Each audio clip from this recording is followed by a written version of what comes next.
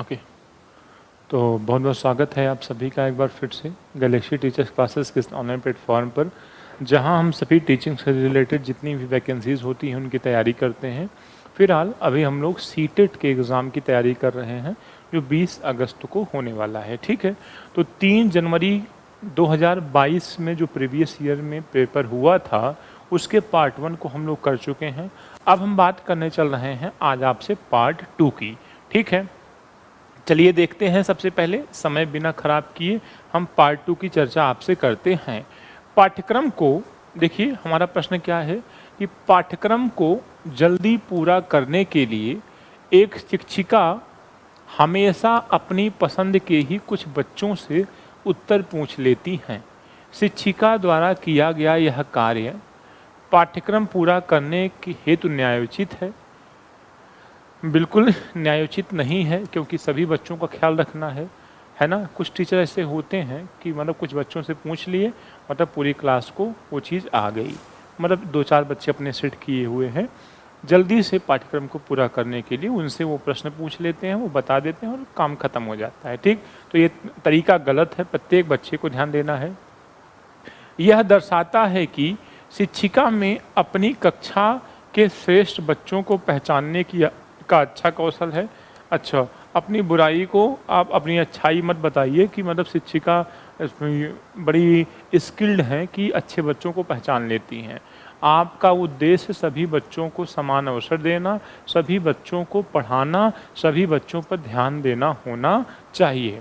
फिर क्या है, विद्यार्थी को समान अवसर की उपलब्धता से वंचित करती हैं। ठीक है, हाँ बिल्कुल ये बात सही है कि सभी विद्यार्थियों से न पूछकर प्रश्न कुछ विद्यार्थियों से पूछना, कुछ बच्चों को मतलब जिनसे प्रश्न नहीं पूछती हैं उनको अवसर नहीं देती हैं, उनको उस उपलब्धता से, अवसर की उपलब्धता से वंचित करती हैं, जो बिल्कुल गलत है।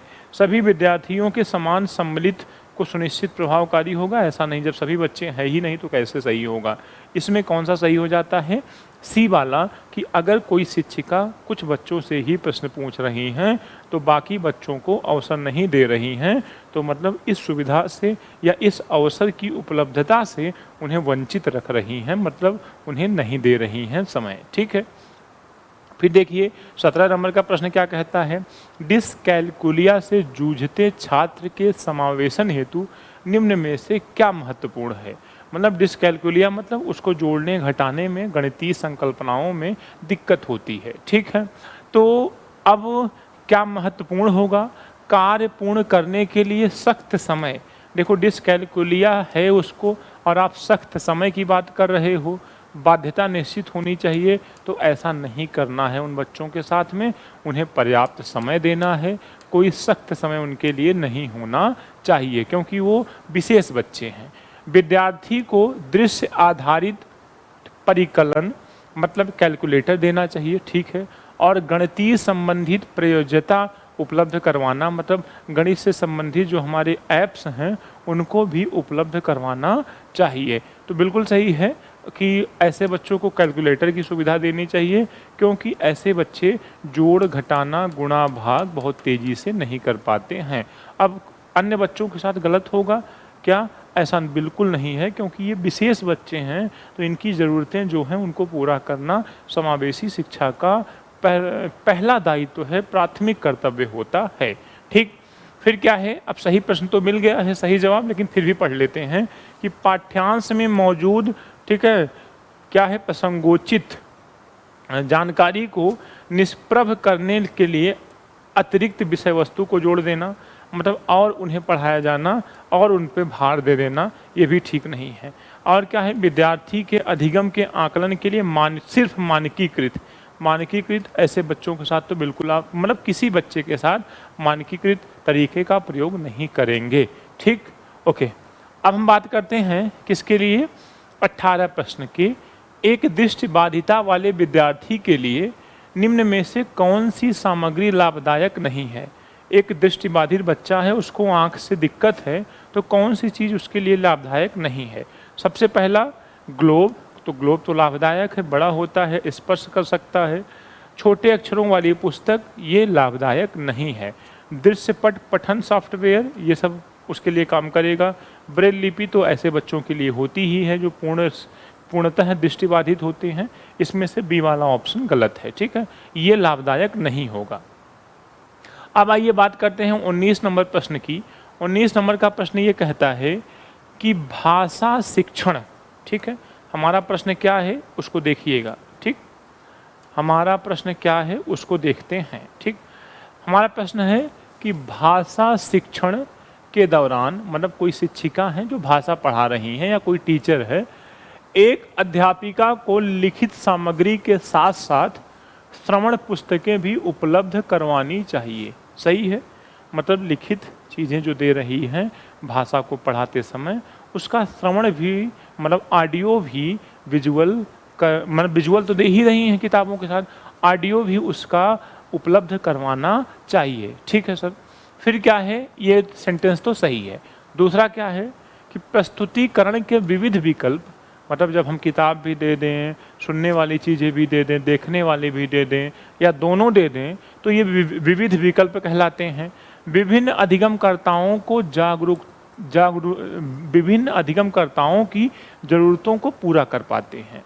विभिन्न अधिगमकर्ताओं मतलब कुछ बच्चे दृष्टिबाधित होंगे तो सुन लेंगे, कुछ बच्चे श्रवण बाधित होंगे तो देख के पढ़ लेंगे, मतलब जैसे जिसकी ज़रूरत होगी सभी सामग्री उपलब्ध करवाना, ठीक है। तो अब हमारा ए और बी दोनों सही है, और ये जो सेंटेंस है ये ऊपर वाले के लिए ही कहा गया है, क्योंकि वहाँ भी उपलब्ध कराने की बात की जा रही थी, यहाँ प्रस्तुतिकरण की बात की जा रही है। इसलिए हम देखेंगे कि ए और बी दोनों सही हैं, मतलब दोनों सेंटेंस सही हैं, और ये वाला इसकी करेक्ट एक्सप्लेनेशन है, एक सही व्याख्या कर रहा है। तो ए और आर दोनों सही हैं। आर मतलब ये सेंटेंस, ए मतलब ऊपर वाले सेंटेंस की सही व्याख्या करता है, ठीक। ए वाला ऑप्शन टिक लगा दीजिए। अब आइए 20वां प्रश्न क्या कह रहा है, एक सृजनात्मक बालक में निम्नलिखित में से कौन से गुण मौजूद होंगे। एक सृजनात्मक बालक में निम्नलिखित में से कौन से गुण मौजूद होंगे। आपको पता है कि सृजनात्मकता का दूसरा नाम अपसारी चिंतन है, कई बार मैंने आपको बताया है। अपसारी चिंतन मतलब किसी समस्या पे कई समाधान सोचना, ठीक। अभिसारी तो बिल्कुल नहीं है क्योंकि उसका अपोजिट वर्ड है।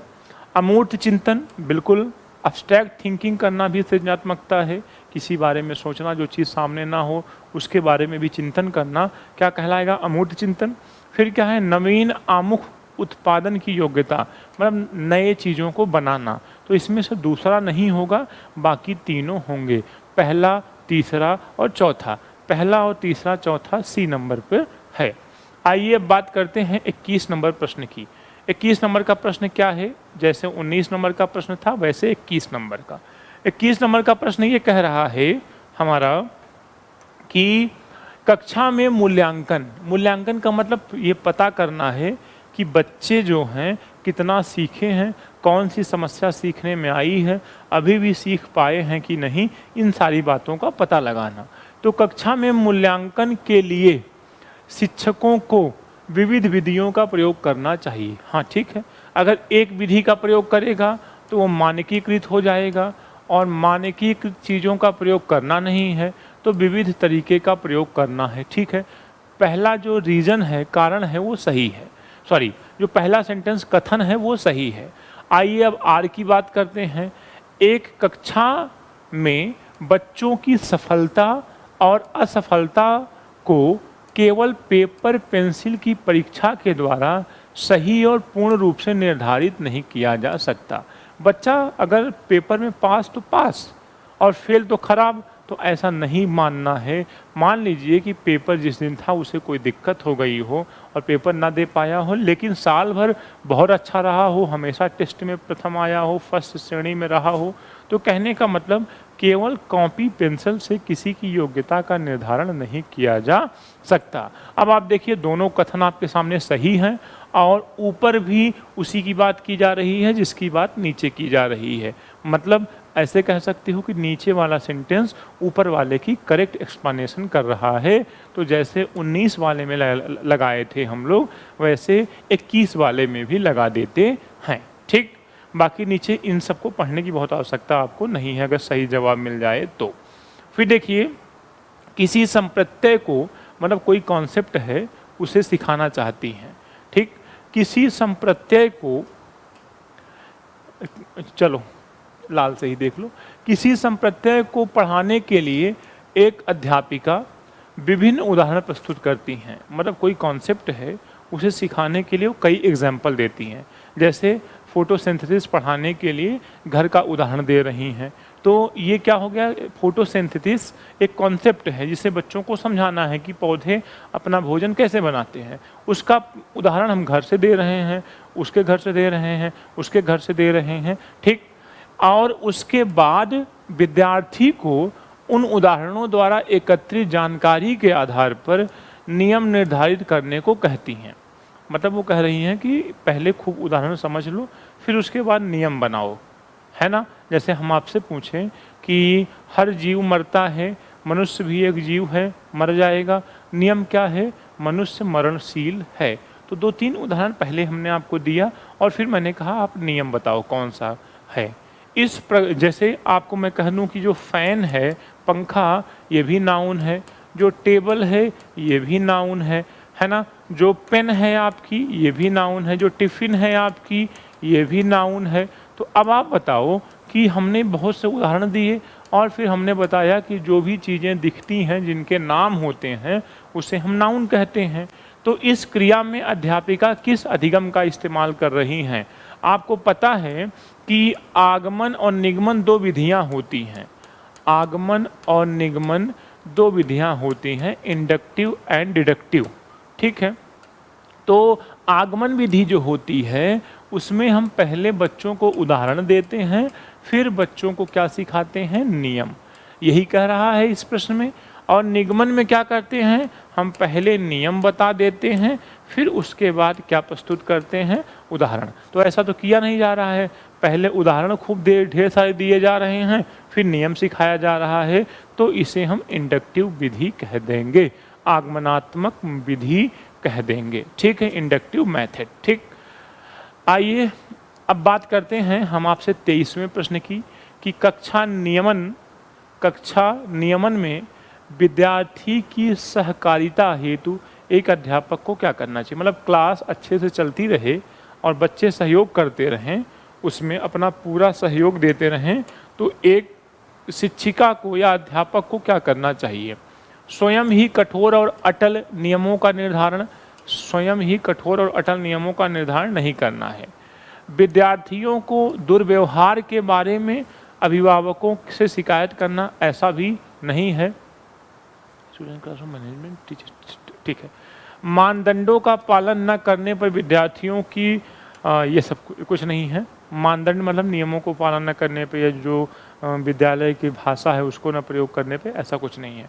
फिर क्या है, छात्रों के सहयोग से कक्षा के लिए मानदंड और नियम स्थापित करना। मतलब जैसे जिस हिसाब के बच्चे हों उस हिसाब का नियम और मानदंड स्टैंडर्ड बनाना चाहिए, है ना। जैसा देश होता है वैसे, जैसे उस देश के लोग नियम चाहते हैं वैसे ही तो बनता है, ठीक है। तो किसी के विरोध में किसी के लिए ज़बरदस्ती नियम नहीं बनाए जाएंगे, तभी क्लास अच्छे से चल पाएगी। इसलिए इसमें डी वाले ऑप्शन पे हम सही टिक करेंगे। 24 नंबर प्रश्न को देखते हैं। वह विकल्प चुनिए जो उन संदर्भ का सही चुनाव करता हो जिनमें बच्चे के लिए अधिगम हो पाता हो।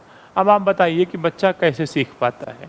आपको पता है कि बच्चा हर जगह सीखता है, खेल कूद से भी सीखता है, घर पे भी सीखता है और कक्ष में भी, क्लासरूम में भी सीखता है। तो ये सरल प्रश्न आपके सामने था। आइए अब हम बात करते हैं 25 नंबर प्रश्न की। निम्नलिखित में से कौन सी तकनीकी छात्रों में समस्या समाधान कौशलों के विकास हेतु प्रभावशाली नहीं है। मतलब ऐसा कौन सा ऑप्शन है जो बच्चों को समस्या का समाधान नहीं सिखाता है। आइए देखते हैं। मुद्दों पर चर्चा को सुसाध्य करना और छात्रों को चर्चा में भाग लेने के लिए प्रोत्साहित करना, ये तो समस्या समाधान सिखाएगा। और प्रश्न क्या है कि कौन सा समस्या समाधान का विकास नहीं करेगा, ठीक। समस्या को हल करने के लिए छात्रों को विचार मंथन उत्पन्न करने के लिए प्रोत्साहित करना, ये भी प्रभावशाली तरीका है। हमको बताना क्या है कि प्रभावशाली कौन सा नहीं है। फिर क्या है, समस्या का समाधान खोजने के लिए छात्रों को विविध प्रकार की शिक्षण सामग्री बिल्कुल ये भी प्रभावशाली है। अब जब 3 प्रभावशाली हो गए तो चौथा खुद ही नहीं होगा, लेकिन पढ़ के समझते हैं। हर समस्या के लिए एक ही जैसी पूर्व निर्धारित चरण दर चरण प्रक्रिया का इस्तेमाल करना, मतलब रूढ़िवादी हो जाना।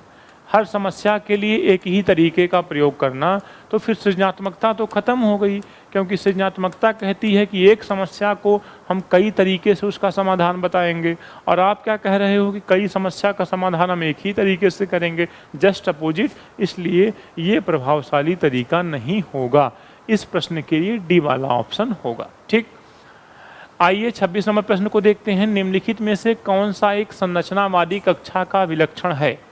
मतलब देखो, बहुत घबराया मत किया करो कि अभिलक्षण पूछ लिया है, क्या पूछ लिया है ना। अभी काट दो तो भी तुम प्रश्न को समझ जाओगे। निम्नलिखित में से कौन सा संरचनावादी कक्षा का लक्षण है? कौन सा, मतलब ऑप्शन संरचनावादी कक्षा के लिए है। अधिगम प्रक्रिया में अधिगमकर्ता निष्क्रिय होता है, ये लक्षण नहीं है, बल्कि सक्रिय होता है संरचनावादी कक्षा में। पाठ्य पुस्तक को यंत्रवत याद करने पर अत्यधिक महत्व दिया जाता है, नहीं। बच्चे को याद करने के लिए कहा जाता है, किसी हम इंस्ट्रूमेंट का प्रयोग नहीं करते। ठीक, कक्षा में बच्चों को प्रश्न पूछने के लिए प्रोत्साहित नहीं किया जाता, ऐसा भी नहीं है, खूब प्रोत्साहन दिया जाता है। फिर क्या है, कक्ष में बच्चों के पिछले अनुभवों का उपयोग नए ज्ञान की रचना में करने के लिए किया जाता है ना।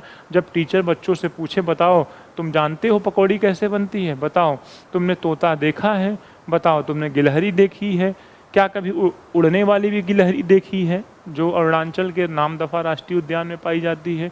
तो पुराने जो अनुभव हैं उसी के अनुसार नए ज्ञान का निर्माण करना संरचनावादी कक्षा की विशेषता होती है। सो डी वाला ऑप्शन हमारा सही हो जाएगा 26 नंबर के लिए। ठीक, अब हम बात करते हैं 27 नंबर प्रश्न की। निम्नलिखित में से कौन सी विचारधारा बच्चों के अधिगम में अवरोधक है? मतलब कौन सा ऑप्शन है जो बच्चों को सीखने के लिए कारगर नहीं है? ठीक, अब देखिए, अवरोधक पूछा है ना, फिर से प्रश्न देख लें। हाँ, अधिगम के लिए अवरोधक है। त्रुटियां अधिगम की प्रक्रिया का ही एक हिस्सा हैं, ये तो सही है, ये विचारधारा तो सही है। अवरोधक कौन है सीखने के लिए? अधिगमकर्ताओं के लिए त्रुटियां करना एक लज्जाजनक कार्य है, ये अवरोधक है। अगर बच्चा ऐसे सोच ले कि हम गलती करेंगे तो हमारी बेइज्जती होगी, तो फिर ये गलत बात है, ये अवरोध पैदा करेगा ये विचारधारा। फिर आगे बढ़ते हैं। त्रुटियां अधिगमकर्ताओं की संकल्पनात्मक समझ में अंतरालों की जानकारी देती हैं। हम जिस प्रकार की गलती करते हैं तो त्रुटियां ये बताती हैं कि हम कैसा सोचे थे, इसलिए हम उस तरीके का जवाब दिए। अगर हम सही समझ लें तो सही जवाब देंगे। फिर क्या है, अधिगमकर्ताओं को डांट के भय के बिना त्रुटियां करने के लिए मौका मिलना चाहिए। बिल्कुल, अगर त्रुटियां करें तो उन्हें डांटना या फटकारना नहीं चाहिए। चलो भाई, अब हम बात करते हैं 28 नंबर प्रश्न की। इस प्रश्न के लिए ये वाला ऑप्शन आप टिक लगाइएगा, बी वाला अधिगम में अवरोधक है। आइए, निम्नलिखित में से कौन सा बाह्य अभिप्रेरणा का उदाहरण है? बाह्य अभिप्रेरणा, अगर तुम डायरेक्ट मैं तुम्हें सिखाऊं कि कैसे पहचानोगे, तो कहीं देखो पुरस्कार की बात की जा रही है। अपने अधिगम को दृढ़ करने के लिए, मजबूत करने के लिए शोध करते समय अमन विभिन्न स्रोतों की सहायता लेता है, ये तो आंतरिक प्रेरणा है। ठीक है, क्या है, बाह्य अभिप्रेरणा का एक उदाहरण है। ठीक है, नगद इनाम पाने हेतु रेयान एक परियोजना के विभिन्न स्रोतों से खोज करता है। बिल्कुल बी वाला ऑप्शन आप लगा दीजिए। इस प्रश्न के लिए बी वाला ऑप्शन है, जो बाह्य अभिप्रेरणा को, देखो पहले ही कह दिया है ना, नगद इनाम पाने के लिए, कुछ पैसे मिल जाएं इसलिए वो काम कर रहा है, तो ये बाह्य अभिप्रेरणा का उदाहरण है। ठीक, आइए अब हम बात करते हैं 29 नंबर प्रश्न की। कोविड महामारी के दौरान तनाव में विद्यार्थियों के प्रदर्शन को नकारात्मक रूप से प्रभावित किया।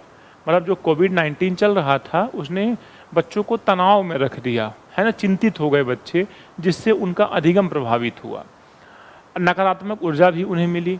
यह निम्नलिखित में से किस प्रकार के संबंध को दर्शाता है?